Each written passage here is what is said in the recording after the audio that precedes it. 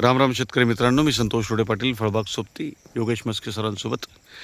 आज आपण पैठण शिवारामध्ये अशोकराव आणि कृष्णा भाऊ गुंजाट यांच्या बागेमध्ये आलेलो आहोत, मोसंबीच्या बागेमध्ये. आता मिरग्या बहार नियोजन सुरू आहे, पाणी आपण बंद केलेलं आहे. तर पुढं काय नियोजन आहे याचं आपण योगेश मस्के सरांसोबत आणि शेतकऱ्यासोबत चर्चा करूया. राम राम. राम राम. सर, आता काय नियोजन आहे पुढं? नियोजन अगोदर आपण यांना झाडामध्ये काय बदल झाले ते विचारू, कारण आपण आल्यावर कशी परिस्थिती होती ना, आता झाडात काय बदल आहे आणि पुढं मग काय नियोजन करायचं त्याच्यावर बोलू आपण. काय वाटतं अशोक समोर या कृष्ण भाऊ, काय वाटतं झाडामध्ये काय बदल झालेत आम्ही आल्यानंतर? झाडामध्ये ग्रेनरीचं प्रमाण खूप वाढलं. बरं पहिले झाडं एकदम पिवळी पडलेली होते. बरं ज्यावेळेस तुमचं मार्गदर्शन लाभलं त्याच्यानंतर झाडामध्ये खूप ग्रोथ झालेली आहे.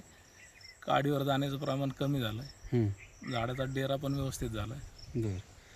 पान संख्या वाढलेली पान दिसली का? संख्या पण व्यवस्थित वाढली आणि हिरवेगार झाडं झालीत आता एकदम. माल कसं काय वाटलं माल तुम्हाला? पण चांगला आहे. आता सध्या आंबे फूट व्यवस्थित फुटलेली. बरं बरं. आणि आता मागच्या वर्षी किती माल निघला होता आपला? मागच्या वर्षी सगळी झाड संख्या किती आपली? सगळी झाड संख्या आपली 1200. बरं. आणि त्या सगळ्या याच्यात माल किती निघला होता? सगळ्या याच्यात आपला माल 15, 10, 25, 28 टन माल निघाला होता मागच्या वर्षी. मागच्या वर्षी. आता या वर्षी काय वाटतं बरं त्याच्यात? आता यावर्षी अपेक्षा गेल्या वर्षीपेक्षा जास्त निघल. हां, तरी पण एक अंदाज काय वाटतो तुम्हाला? आता 35 टनाच्या पुढे माल निघायला पाहिजे यावर्षी. अच्छा, बरं. आता हे आपले टप्पे किती आहे? किती झाडांचे? 400 झाडाचे 2 टप्पे आहेत. बरं, आता ह्या 400 झाडात किती वाटतं तुम्हाला त्या झाडाचे? आता ह्या 400 झाडात माझ्या हिशोबाने 20+ माल निघायला पाहिजे यावर्षी. बरं. आणि कृष्णभाऊच्या झाडामध्ये त्यांच्या पलीकडून 400 झाडं आहेत त्यांचे. 400 झाडं आहेत त्यांची. हम्म. त्यांच्यात पण 20च्या आसपास बरं. निघायला पाहिजे. म्हणजे दोन्ही मिळूनच 40 होतं हां. तुमचं. आणि राहिलेले झाड? राहिलेले 200 झाडं आहेत ते आणखी. हां. ते मोठे बंधूचे 200 झाडं आहेत. बरं बरं. तिथं किती? 10 टन? तिथं 10 टनाच्या आसपास सहज आहे, निघायला फूट पाहिजे. चांगली आहे फूट सगळीकडे, चांगली आहे. बरोबर. म्हणजे आपण समजा 40-45 टन ग्राह्य धरू या ग्राह्य वर्षी. मागच्या वर्षी 28 टन होता. सोबतच आपण झाडांची ग्रोथ चांगली झाली, ग्रोथ चांगली झाली. बरोबर आहे. आणि यासोबत आता आपण मृग बहाराचं पण नियोजन करणार आहे. आपल्याला या 400 झाडामध्ये कमीत कमी 10-12 टन मृग बहार निघन अशा दृष्टिकोनातून आपण नियोजन करू. म्हणजे एका 400 झाडाच्या टप्प्यामध्ये. बाकी मग तुमचे तिकडचे 400 वेगळे, त्यांचे 200 वेगळे, बरोबर आहे. यासोबत आता मृग बहार का धरायचा आणि आम्ही आल्यानंतर आम्ही कशावर कामं केले ते पण महत्त्वाचं आहे. आम्ही आलो त्यावेळेस झाडामध्ये पान संख्या कमी होती, खूप कमी होते. पिवळसरपणा जास्त होता, झाडांचा डेरा कमी होता. तर आम्ही झाडावरच काम केलं जास्त, बरोबर आहे. जी फूट निघाल ती तुम्हाला म्हटलं होतं यावर्षी थोडीशी कमी अधिक फूट, कारण तुम्ही हार्ड छाटणी घेतलेली होती. तुमची छाटणी एकदम हार्ड प्रकारची होती. अजूनही काही झाडामध्ये तेवढा डेरा दिसत नाही. एकदम झाडं बारीक करून टाकले होते आपण. आणि मोठ्या जी जाड काडी असते तिला लवकर फूट निघत नाही. तिला जोपर्यंत फुटवे वाढत नाही, बारीक काडी वाढत नाही, शेंडा वाढत नाही बागेमध्ये, तोपर्यंत फूट वाढत नाही. आता ती कंडिशन चांगली वाटते. 50-60% ग्रोथ आमच्या हिशोबाने वाटते आम्हाला, वाढली. बरोबर आहे. आता जेव्हा आपण मृग बहाराचं नियोजन करू तर या नियोजनामध्ये आपल्याला राहिलेली 50-60% ग्रोथ मिळून जाईल. म्हणून आपल्याला मृग बहार का घ्यायचा, तर याचा डेरा वाढून जाईल, सोबत पानसंख्या अजून वाढून जाईल. आणि जेवढी झाडावर पानसंख्या वाढेल तेवढी झाडामध्ये अन्न निर्मिती जास्त होईल, झाडांची माल धरायची क्षमता वाढून जाईल, झाडामध्ये क्वालिटी राहील, झाडांचा डेरा वाढेल आणि उत्पादन आपोआपच वाढून जाईल, आहे की नाही.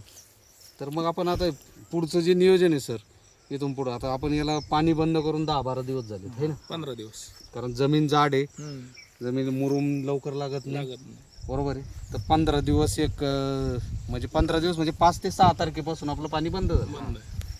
आणि आता इथून पुढं आता 15 दिवस झाले म्हणजे चांगली पाण्याची वापसा झालेली जमिनीत. आता आपण रोटर घेणार आहे, हलका रोटर घेणार आहे, आडवा उभा नळ्या जमा करून.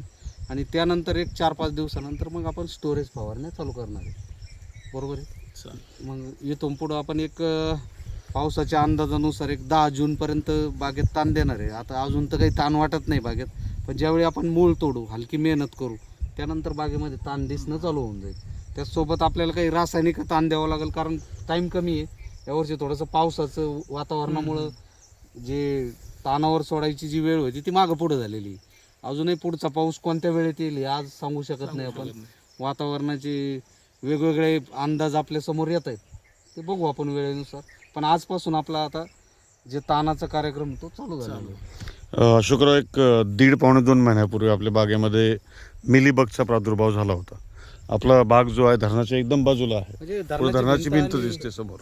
धरणापासून काय एक 200 मीटरवर 200 मीटर. आहे ना? तर आता काही जाणवतं?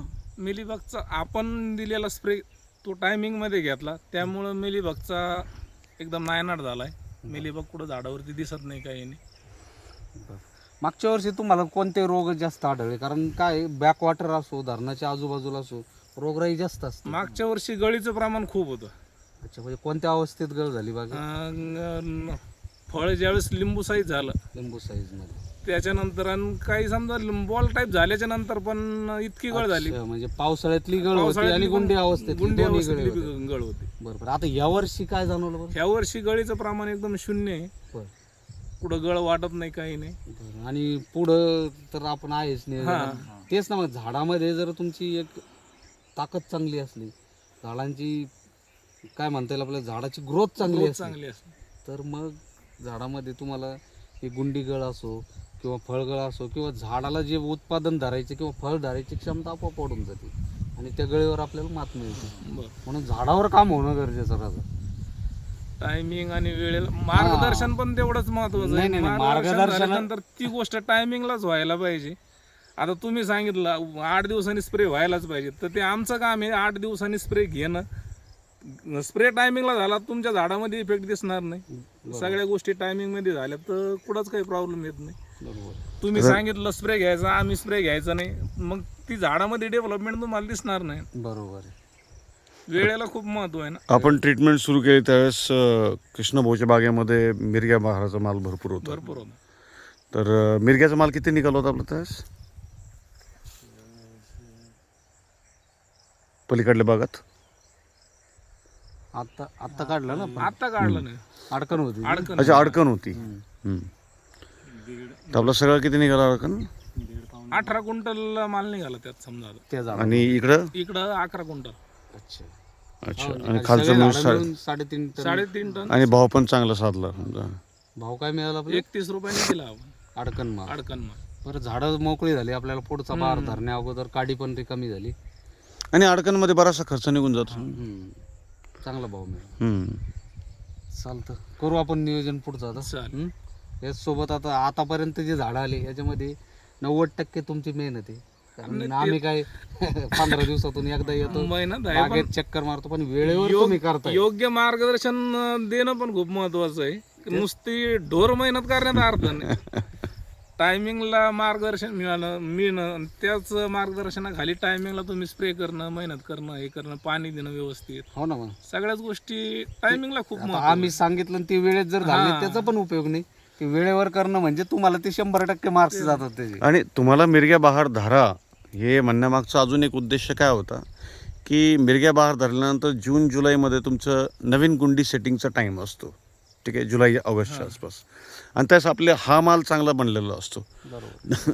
नवीन गुंडीच्या चक्करमध्ये काय होतं की आपण ज्या जरुरी फवारण्या वगैरे आहेत त्या पण टायमावर करतो आणि त्याचा फायदा आपल्याला ह्या मालाला मालाची सुद्धा होतो. गुणवत्ता, क्वालिटी सगळं टिकून राहतं.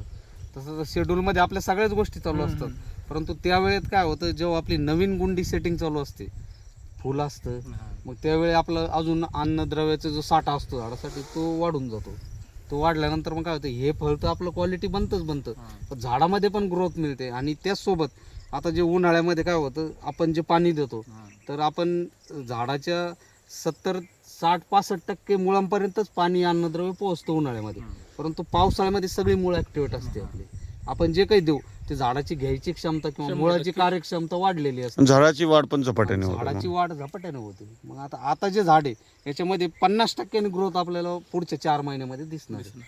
त्याच्यामुळे आपण जी कामं करतो ना ती शेड्यूलमध्येच असतात. आता जी केलेली कामं आहे तुम्हाला त्याचे रिझल्ट पुढच्या पावसाळ्यामध्ये येणार. तो पावसाळ्याचा मान्सून निघून गेल्यानंतर लगेच दिसतील ते. आपल्या ट्रीटमेंट नंतर हा पहिला पावसाळा असेल झाडासाठी. चला, करू नियोजन. सर, तुम्हाला बोलायचं नाही या ना मध्ये 2 मिनिटं. नाही बस चला. ठीक आहे. चला. धन्यवाद सर.